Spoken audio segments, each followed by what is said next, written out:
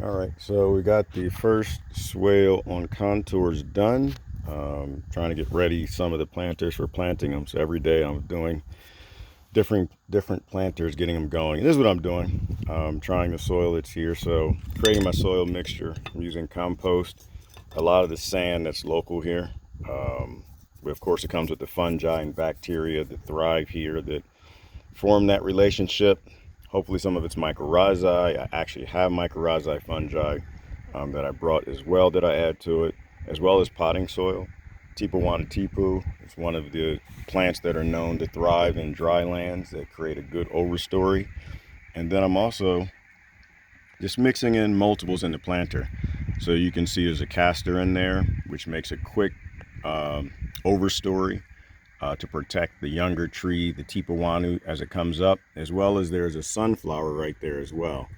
And so the reason I've got all three of these together, which I did in other planters, seemed like it worked out pretty well, is that one or both of the short-term fast growers comes up, castor or sunflower, and as the longer story, or the longer term, like the tipawanu, as she's coming up, or moringa, or mesquite, or any of the other dryland varieties I'm growing, as they're getting big, they're growing bigger in shade. So it's almost as if they're growing underneath their parent plant to help them get started and get a deeper root system during dry times.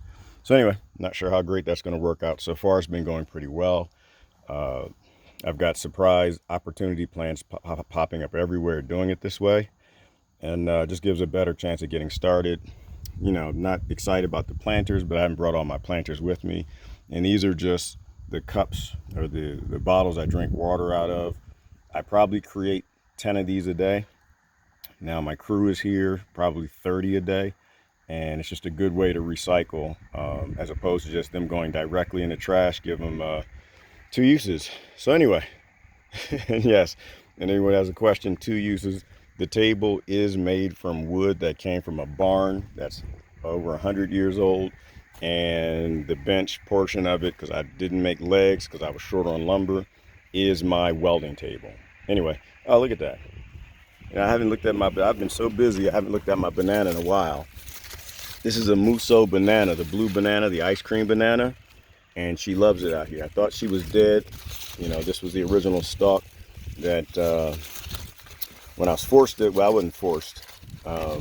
When I had to live in the car, because that was the right thing to do, and the plants had to live in the car. There's a difference between forced homelessness and becoming homeless by choice because you're working on something, and that's what I'm doing. And I'm just clarifying that because I don't want people to think that, you know, oh, you think you've lived homeless. No, I have not. But I had a little, very small bit of the experience. Didn't like it at all. We shouldn't live in a nation. We shouldn't live in a world where anybody's homeless. We have automation, the 3D print houses, but that's my original job as an automation engineer. I won't go too deep into that. We have over 12 companies that are 3D printing houses. There's no excuse for homelessness anywhere in this world, let alone in the nation. Done with that. So anyway, she's coming back. She has got three, let's see, one, then there's two, and here's three stalks that have come back. After I thought that she gave up the ghost. So very good. I have to actually dig these up. This was a way to save the plant. So after I got them all out of their bags and individual planters to get them here, and they were suffering, I put them in larger Tupperware that I use for carrying equipment and tools. I put a bunch of these planters and seed tray starters in here because it kept the sun off of the soil, kept it from drying out. The bougainvillea, she's happy she came back. Looks like there's some chevalier, not doing too hot.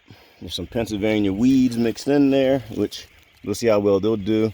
I'm going to cut that stalk down, but once the big greenhouse is ready, I don't think I'm going to put this guy in the small one. I'll put them in the big greenhouse. I'll divide up that banana. And I think I'm going to try one outside and then the other two in the first large greenhouse. Anyway, this is Gerard. I finished my cup of coffee. Hopefully you guys have a great day.